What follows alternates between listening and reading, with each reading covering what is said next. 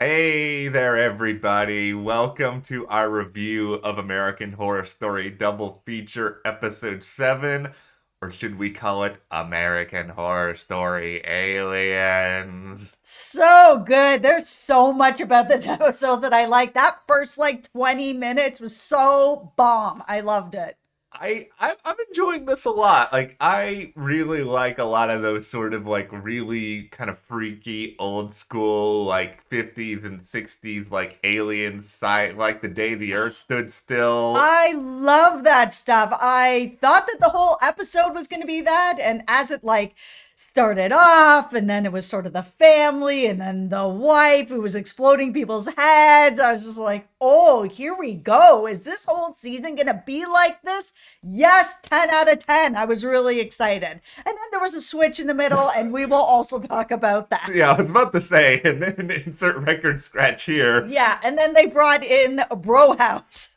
Oh boy, oh boy. Okay, well, we have a lot to get into here, but we want you guys to stick with us. And, if you want to phone home or at least communicate with us on a regular basis, hit that subscribe button. We are here all season going through everything with this bizarre, crazy show. We also are covering Blacklist coming up, Succession coming up, Dexter, Yellowstone, Cobra Kai. There's a lot going on at the channel. So hit that subscribe button and follow us over on Instagram, which is Matt and Jess TV. Let's start with what clearly makes us the happiest, and that is the black and white period of yeah, this was really fun and interesting and different for this show. Yeah, it is. I was at first very surprised that Ryan Murphy decided to go in this direction because he has geared a lot of the past few seasons a little more towards a younger audience. I'm a 46-year-old lady, so some of the younger stuff, I'm not as hip as I used to be. However, I still enjoy. But I thought this was a very interesting, bold direction to go in because not all the young people or some of the older ladies like me would watch a whole season that's black and white, but it was so well done right away. They started with the eerie music, which I will not repeat here just so that we don't get demonetized. But you all know what I'm talking about, that alien music. And I was just like, oh, so good. All feeling good. I was really excited about this. And then we got, and I think very inspired casting here, Neil McDonough, who, he is like a total that guy where he's done a ton of different stuff. I know him because he was Damien Dark in Arrow, but I gotta say, he kind of looks a little bit like Ryan Murphy. So when I was saying it's Ryan Murphy basically casting himself by proxy as the president of the United States.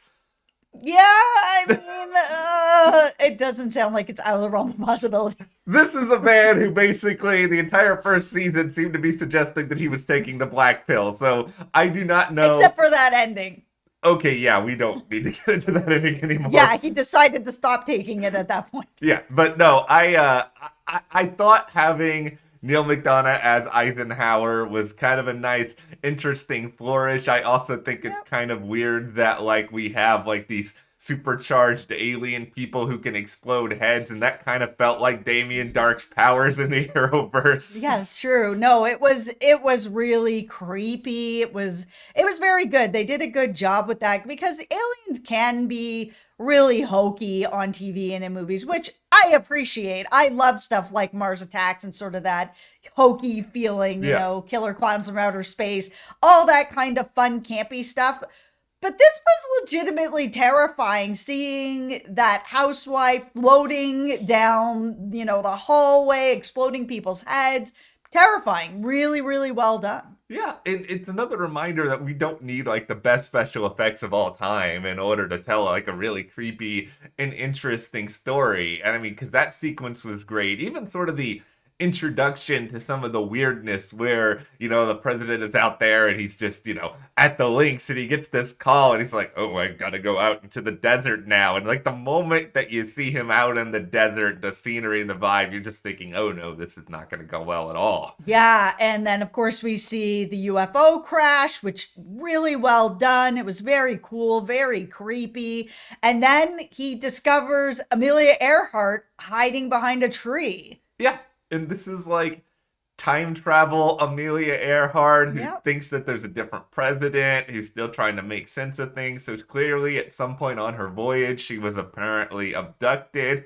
Yeah, and I mean the real Amelia Earhart, it's she disappeared and that was kind of the end. So here we are sort of, I guess, writing what could have happened. No, not really. I'm just kidding. But yeah, it's in this version she was abducted by aliens and brought back 20 years later and is now pregnant. I have a lot of questions for the writers of American Horror Story, including who thought of this? That, okay, I'm going to take a historical figure, I'm going to make them show up 20 years after the fact or however long it is, and I'm also going to make them pregnant, by the way. We're going to throw that in there as well. Everybody pregnant on this show. That is the message of this. Like, I think there is that meme of like somebody being like, next thing I knew, I was pregnant. Like, that is the entire cast of American Horror Story Death Valley, apparently, at the moment. Okay, so halfway through, this episode turns into something else completely, where I'm a little lukewarm on it so far. We've got these four young characters who are all gone to university and they're all reconnecting. And then we also had Cal, who, if you remember Bro House and you watched American Horror Stories this summer along with us, that's where he is from. The It was, I guess, a nice sort of shout out to all of us who did watch American Horror Stories, and I think, we are proud residents of Bro House Island, where we actually really enjoyed that episode, which I think is technically called the Naughty List, but will forever be Bro House in our minds. Yeah, so they brought it into present day with some characters that I'm having a bit of a hard time connecting with. So they've all decided that they're going to go on some camping trip. And because Kendall is now anti technology altogether, she's convinced everyone that they cannot bring cell phones, laptops, nothing, which is at this point extremely irresponsible. If you're going out into the desert, please bring something with you. You don't have to bring it into the tent. You can leave it in the car. And not that it was going to actually help them, obviously, but they didn't know that.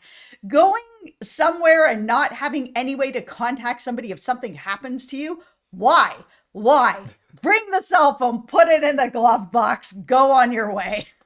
I have so many different either questions or suggestions here, starting with first and foremost, Kendall, if you're going to go with this anti-technology route, you need a space blanket. You need to go full Chuck Right? from Better Call Saul and just go completely there with it. Also, these people we have been told are, they're going to really prestigious schools. They Yeah. all seem to be fairly intelligent in that way. And that picks up on what you just said. These people aren't idiots, as it has been established in their educational background. Yeah, I mean, even if Kendall decides, okay, this is what we're all doing, I was expecting one of them to just kind of be like, this doesn't seem like a good idea. What if our car breaks down? What if we need help? What if there's a medical emergency? What if something happens to somebody?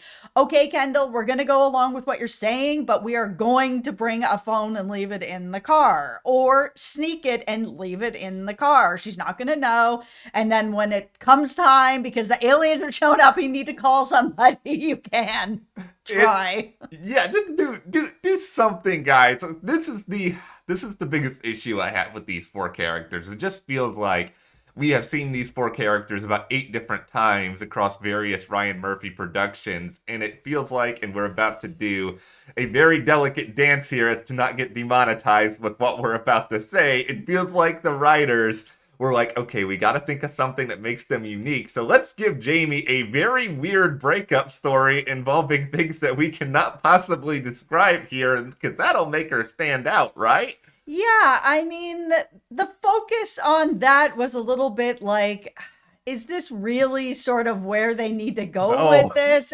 I don't know. I personally am not connecting to any of them at this point. The stories are things that aren't that relatable. I don't know how many people out there have gone through what Jamie has gone through. It is not something that I think the majority of the audience can be like, well, that happened to me. I totally like feel what she's Yeah. going through, right? Like there's just not enough there. I will say though that the cow scene, 10 out of Oh, 10. I love that. I mean, you all know that there's always some sort of cow abduction thing that's going on. To have them all sliced in half like that, but still live, it was really well done. Very creepy. let's talk about things that almost gave me nightmares for like $1,000 here because I get very squeamish about any animal related violence or like any of that sort of stuff. And He's alive. yeah, They're alive. that was actually what made it bad because at first I was just like, okay, this is obviously so like dumb and comical that this cow is just like sliced half open. There's no blood. I was like, all right, okay, I can deal with this just fine. And then the freaking cow moves, and then at that point, my heart just starts like palpitating out of its chest. I'm like freaking out. I did not see it coming. I will at least give them credit for that. Thank you for traumatizing me. No, that was the point of the modern day timeline where they started to rope me back in. I was like, okay, here we go. Here's some cool cow alien stuff going on. And the whole sequence with the car where the aliens came and they brought in the tentacles, which is nightmare fuel for me. Yeah. I had to look away a little bit. I mean, they did a very good job with that, even with just the small little subtle things where everyone was in different seats. Jamie wasn't even in the car anymore. You know, everything was working again. They had lost all their electricity. The car went out. It was really smartly done. I really like it when shows are trying to do something that's a big topic like aliens, but they just do small things like that really get the point across of just kind of like a small creepiness about it. Yeah, they did enough to make it stand out. They did enough to add like that extra layer of creepiness. And I at least like that at least these four people did a couple of things that I can sort of understand. Like I can't understand the idea of let's all go out to the middle of the desert and sleep in a tent that like anyone can like wander into. Like I'm not about that life, but the okay, as soon as we see something weird, let's get the you know what out of here. I was like, okay, at least you guys aren't being the horror movie idiots that are like, let's stick around and investigate. Let's try to leave. They had a little bit of that where they were kind of like, oh, there used to be a lake here. Oh, it smells like dead things. I'm going to go take a Okay, look. yes. And then there's all the dead cows. There was a little bit of that. But yes, as soon as it started to get like real bad, they kind of like were like, okay, we got to get out of here. Yeah. And then we have the interesting car scene where they all show up in different spots and all of that. And then things get extra weird the moment that they all actually get back home. Yeah, so they all get home. I think we all knew where this was going. I mean, there's been lots of alien abduction stories with this topic where people have shown up pregnant, unexplained, that sort of thing. If you believe in that, there's lots of stuff out there on that. So to have all four of them end up pregnant, I was kind of like, okay, I see where we're going. Everyone is sick and not feeling well and, all that sort of stuff. So it wasn't surprising that the women were pregnant, the men were pregnant.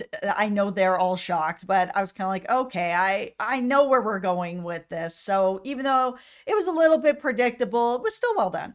Yeah, I'm like, that's sort of where I am coming out of this episode. It's like I'm invested enough in these four young people, these young kids. I feel so old watching them, but like I'm invested enough in them that it'll be interesting to keep watching. But admittedly, I want more of the black and white stuff. I want more of President Damien Dark. I want to see more of what like all that sort of stuff that's going on back there. I am not invested in the kids yet. I'm just not. There's nothing that I'm connecting with them on. They're all living very different lifestyles than me. There's nothing that I'm just not connected with them yet. That's not to say that I won't be, but I'm not there yet. I mean, they all seem like nice enough people, but I'm not there yet. I am invested in the first half of this episode, which was all the black and white stuff. It was so creepy, so well done. It was really good. I'm excited to see where that goes moving forward. I mean, Ryan Murphy and the team did a pretty good job through the first 5 episodes of this season, and maybe they Yeah, can pick up that momentum, forget about the end of Red Tide, and then just kind of move on forward from there. absolutely. We'll hear from you guys, though. What did you think about Death Valley? Did it creep you out? That's creeping me out. There we go. Ryan, if you need a weird bald dude to play an alien, no, I'm joking. Okay, well, anyway, if you guys enjoyed this video, hit that subscribe button. Thank you guys for watching. We'll see you here next time.